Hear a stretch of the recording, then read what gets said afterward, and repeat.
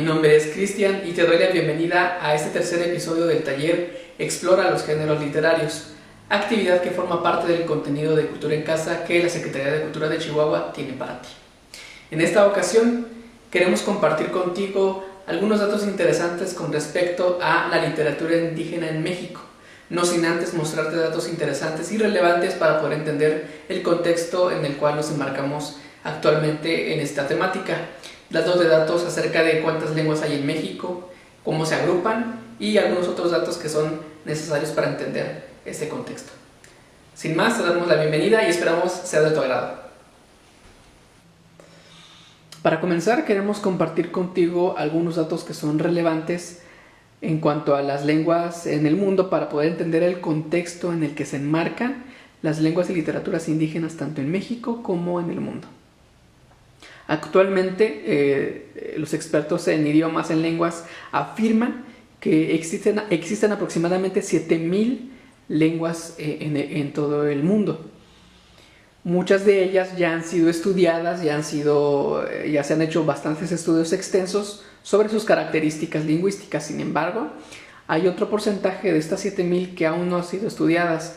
Hay distintos motivos por los cuales no se han estudiado. Uno de ellos es por la ubicación geográfica en la que se encuentran, por lo que es difícil su acceso, y también porque el gremio de lingüistas, filólogos y estudiosos de la lengua pues es un poco reducido.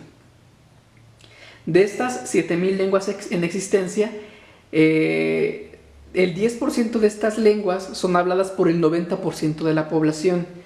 Estamos hablando de las lenguas que tienen un grupo mayoritario de hablantes, que son el español, el inglés, el francés, el mandarín, el portugués. Y hay otro dato que es todavía más preocupante. El 10% de la población habla el 90% de las lenguas, en su mayoría indígenas. ¿Esto de qué nos habla? Nos habla de un detrimento, una disminución de hablantes y por consiguiente una disminución de lenguas indígenas. Muchas de las lenguas que actualmente tenemos están en peligro de extinción. A nivel mundial, México está en el número 7 de países que hablan un gran número de lenguas indígenas, y a nivel América Latina estamos en el número 3. La situación de México es, por un lado, en cuanto a lenguas indígenas, por un lado es bastante agradable saber que somos uno de los países que tiene mayor variabilidad lingüística. Pero por otro lado también tenemos algunos números rojos, los cuales deberían de preocuparnos no solamente a los hablantes, sino a todos nosotros como mexicanos, ya que una lengua indígena no solamente es una de las formas del patrimonio inmaterial de nuestra nación, sino también son una forma de ver y razonar el mundo. Actualmente en México contamos con 68 lenguas indígenas, las cuales se agrupan, los lingüistas han agrupado y los expertos han agrupado estas 68 lenguas en 11 familias lingüísticas. Al interior de cada lengua hay variabilidad, de manera que una misma lengua tiene distintas formas de hablarse. Estas 68 lenguas indígenas, uniendo todas sus variaciones, tienen un total de 364 variantes lingüísticas. Es decir, es un gran número de variantes lingüísticas de lenguas, las cuales se hablan en todo México. Sin embargo, la otra cara de la moneda nos dice que algunos datos son preocupantes, son realmente preocupantes, ya que de las lenguas, de todas estas 68 lenguas, hay algunas que son realmente vitales y que tienen muchos hablantes. Muestra de ello tenemos al maya, al náhuatl, al otomí y al zapoteco. Sin embargo, existe otro grupo de lenguas en riesgo que están a punto de desaparecer, que tienen ya muy poquitos hablantes, que son el pima, el pápago, el ayapaneco, el kikapú. Esto solo es un ejemplo del gran número de lenguas que ya están perdiendo a sus hablantes. Que algunas lenguas sean vitales no significa que no estén en riesgo, posiblemente lo puedan estar. ¿Y de qué depende? Depende mucho de que al interior del grupo de hablantes se siga transmitiendo. En el momento en que los adultos dejan de transmitir la lengua a los niños, en ese momento es cuando ya estamos hablando de un posible riesgo de desaparición a futuro. Antes de continuar, resolvamos esta duda. ¿Los grupos originarios hablan una lengua o hablan un dialecto?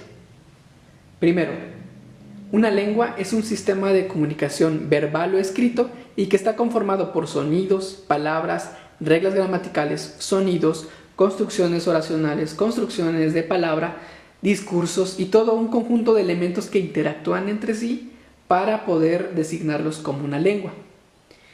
En cambio, el dialecto nos habla de la lengua pero en su interior. No en cuanto a reglas, no en cuanto a sonidos, sino a las variaciones o modos en que una misma lengua se habla, y depende también de las regiones en las que está ubicada. Un ejemplo de ello lo tenemos muy a la mano, que es el español.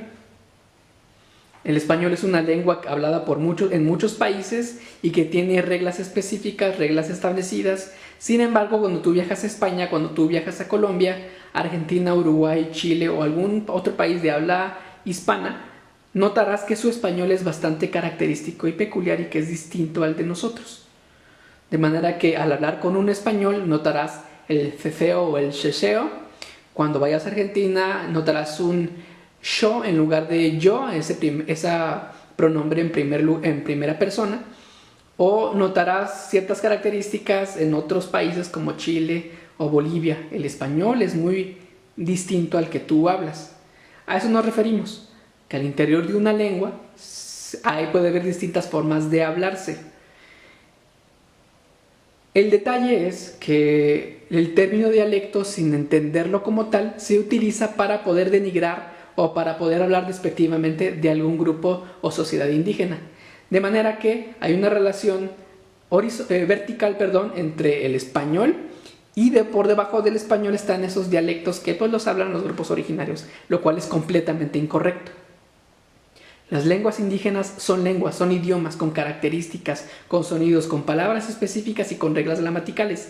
Que no tengan libros, que tengan especificadas sus reglas, no quiere decir que no las tengan, al contrario, las tienen sonidos que el español no tiene.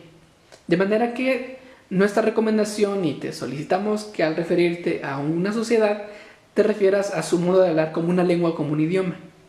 Y si quieres referirte a un dialecto, lo hagas refiriéndote a esa distinta forma de hablar al interior de una misma lengua, para evitar cualquier tipo de discriminación o de burla. En cuanto a la situación de Chihuahua, podemos decir que actualmente cohabitan o coexisten con nosotros, hablantes de español, 4 grupos originarios. Cabe resaltar que antes de la llegada de los españoles había muchos grupos más, como lo eran los guasapares, los tubares, los conchos y muchos otros grupos que cohabitaban y coexistían con ellos antes de la llegada de los españoles, pero que por procesos políticos, religiosos y económicos pues llegaron a desaparecer. Muchos se preguntan por qué los grupos originarios tienen 2 nombres. ¿Les llamamos tarahumaras o les llamamos rarámuri? Esto sucede por lo siguiente. La mayoría de los grupos indígenas en México tienen se les ha adjudicado 2 nombres, un exónimo y un etnónimo. El exónimo hace referencia a la manera en que los hablantes de español o los mestizos nos referimos a ellos o les adjudicamos ese nombre, mientras que el etnónimo se refiere a la manera en que ellos se autonombran. En este caso, el exónimo sería tarahumara, pero su etnónimo sería rarámuri. El guarijío es su exónimo y el guarijó es su etnónimo. El tepehuano del norte es su exónimo y su etnónimo es el odami. Y el pima es un exónimo, mientras que el oba o el ovnoc es su etnónimo. La ubicación de estos 4 grupos, para los rarámuri están en la Sierra Tarahumara, y muchos de ustedes ya saben que la Sierra Tarahumara es un amplio terreno en el que está esta cadena montañosa de la Sierra Madre Occidental, esta parte de la Sierra Madre Occidental, y que entre sus municipios está Guadalupe y Calvo, Huachochi, Bocoina, Urique, entre otros municipios. Para los guarijío, ellos están ubicados en los municipios de Chinipas y Uruachi. Los tepehuanos del norte u Odemi están en Guadalupe y Calvo, y el grupo Oba o Pima están en Madera y Temozachic. El INEGI y el INALI nos dicen que Hay aproximadamente 73.856 personas que se autoadscriben como rarámuri, 2.088 para los guarijó, 9.568 para los odami, y un dato perturbador y que debería de alarmarnos es que los pima tienen aproximadamente 743 personas que se autoadscriben como ova.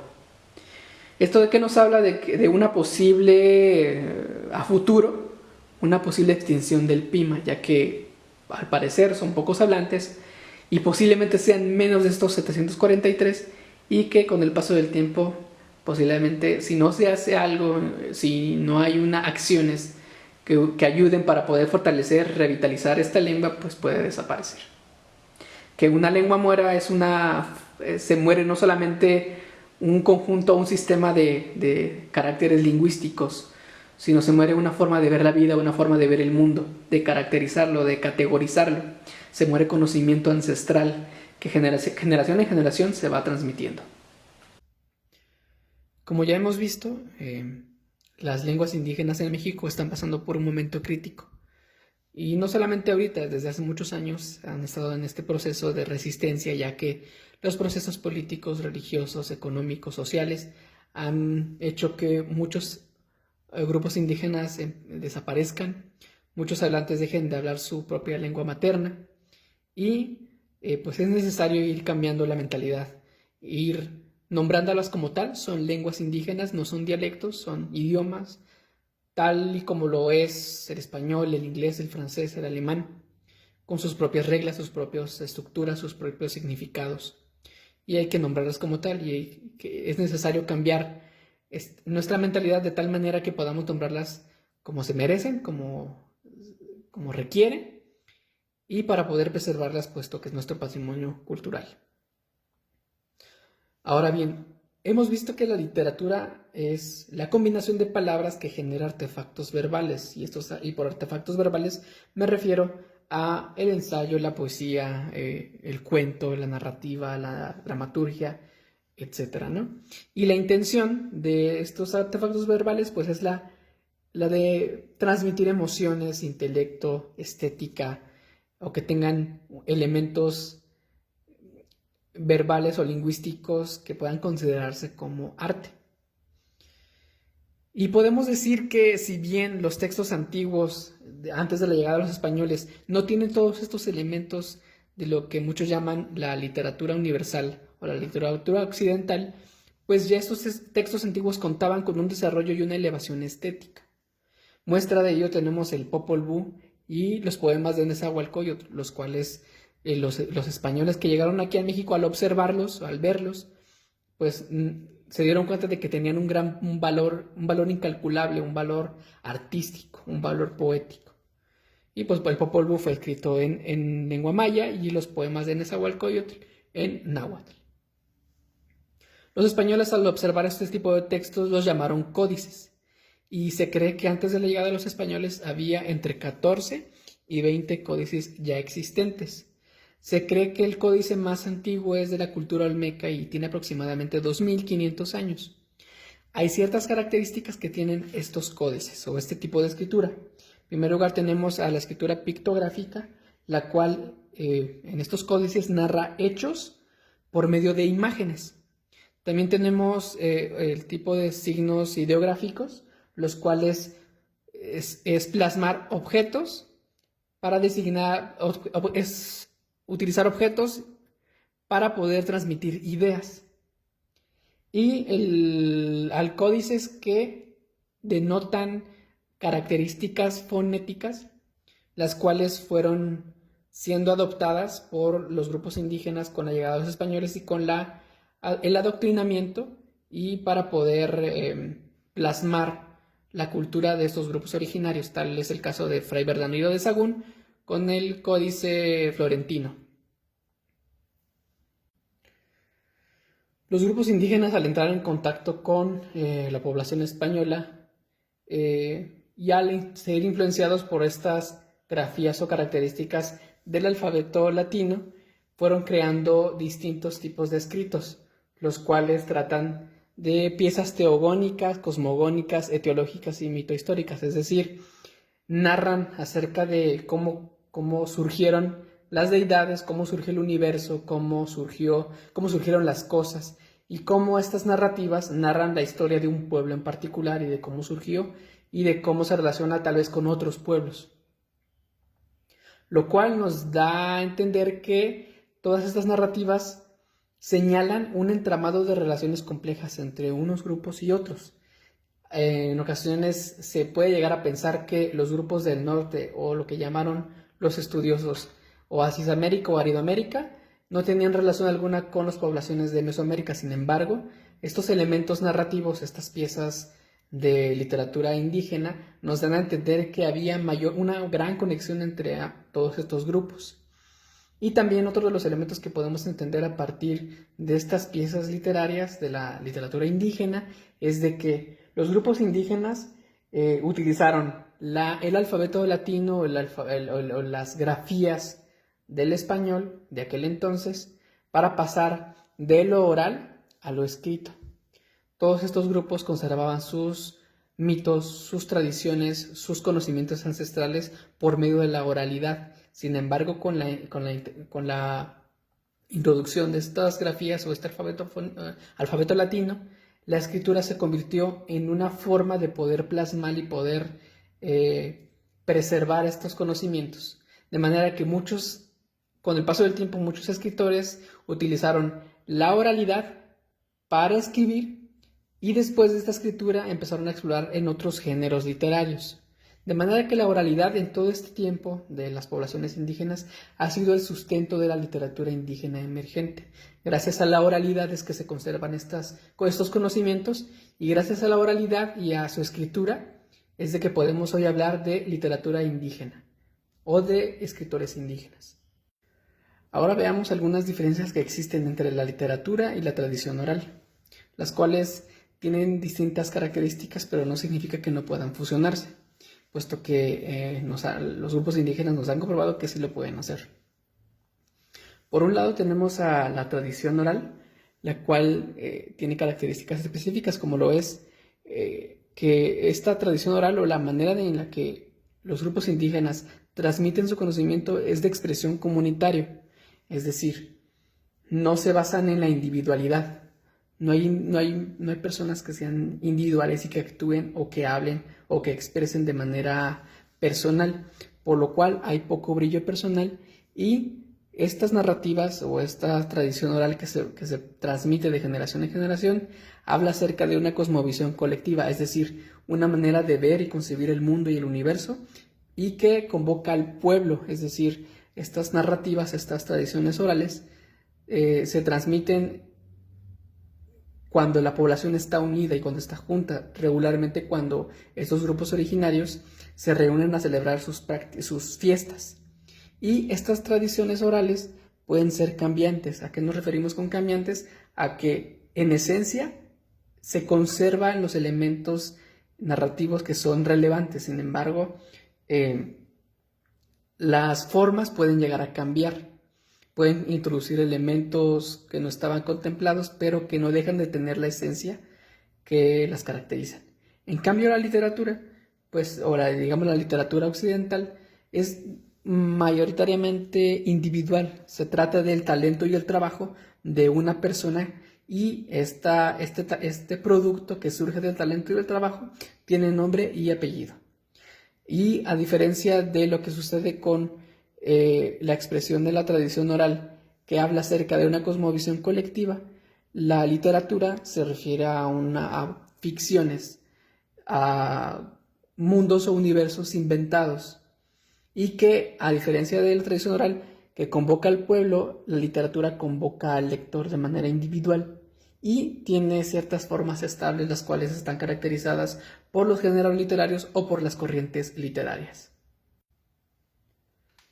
En la actualidad contamos con grandes escritoras y escritores indígenas que han explorado distintos géneros literarios, pero que combinan esta cosmovisión colectiva con la poesía, la narrativa, el cuento, la novela. Algunos ejemplos, solo por dar algunos ejemplos, tenemos a Natalia Toledo, hablante de lengua zapoteco, y te recomendamos leer El Olivo Negro. También tenemos a Briseida Cuevas Cobb, hablante de lengua maya, y de ella te recomendamos leer el texto El quejido del perro en su existencia. También tenemos a Gabriel Pacheco Salvador, hablante de lengua huichol, y él tiene un texto llamado Reflexiones sobre la identidad étnica. Y también te queremos recomendar la poesía de Juan Gregorio Regino, hablante de mazateco, y que tiene un texto titulado Donde nos atrape la noche, que es una recopilación de poemas. Chihuahua no se queda atrás, ya que cuenta con grandes escritoras y escritores indígenas, los cuales son productivos y han tenido presencia tanto en el estado como fuera, en el interior de la República, fuera del estado. Y muestra de ello tenemos a Dolores Batista, escritora de lengua rarámuri, que aunque ya murió hace algunos años, dejó un gran legado y abrió la puerta para los escritores que habrían de venir después. Tenemos también a Marisol Rivas, hablante de lengua Odami, que ha escrito poesía. Nicolás Agardea, de la lengua rarámuri, que también ha escrito poesía. Florestel Morales Moreno, de la comunidad rarámuri, que ha escrito narrativa. Y tenemos a dos personajes de la comunidad Pima y Guarijó, que es Alberto Vargas y Rosalía Bacasegua. Ambos han transmitido a través de la tradición oral, a través de la narrativa, de la oralidad, mucho de su conocimiento ancestral, el cual han recibido de sus generaciones anteriores, y que en el caso de ellos, pues lo han plasmado a través de audiolibros. Antes de finalizar este tercer episodio del taller Explora los géneros literarios, queremos recomendarte el siguiente libro, que es Ekakusuara, Canciones del Viento, escrito por Martín Macawi. Muchos de ustedes ya conocerán a Martín. Martín es un promotor de la lengua y la cultura rarámuri. Ha colaborado con la Secretaría de Cultura en múltiples proyectos de escritura y de traducción, así como de expresión artística, ya que él, además de ser escritor, es poeta y es cantautor, y transmite a través de estos elementos culturales su cosmogonía, su cosmovisión, su forma de ver la vida, y a través de este poemario podemos observar elementos que hemos visto en este tercer episodio, que es la cosmovisión colectiva, la tradición oral y ese paso de la oralidad a la escritura, en la que podemos ver elementos como la danza, la alimentación, la transmisión de conocimientos ancestrales, la transmisión de la lengua en sí. Y de momento no podemos compartir con ustedes este libro, ya que aún no está digitalizado, pero en cuanto lo tengamos, con gusto se los compartiremos. Por lo pronto los dejamos con un video donde Martín Macawi comparte uno de sus poemas. Les agradecemos mucho su presencia, el poder estar viendo esta transmisión. Les agradecemos el que hayan prestado atención a este episodio y les invitamos a que el próximo martes nos vuelvan a acompañar a la misma hora, a la 1 de la tarde, en el taller Explora los géneros literarios. Guapruma Tetarabá, muchas gracias. Mapaliba Huichina Inaro, Napiso, Pe Napiso Biju, Baui, Pe Baui Biju, Eka, Pe Eka Biju, Nore, Mapalina Wiwe Erali, Aliko Kayani Echenapiso, Kine Anayawa Saparaku, Eche Baui Mapomawa Komichi, Kine Yewe Laraku, Eche Kama Ponokeo Ko, Kine Anayawa Iwikaraku.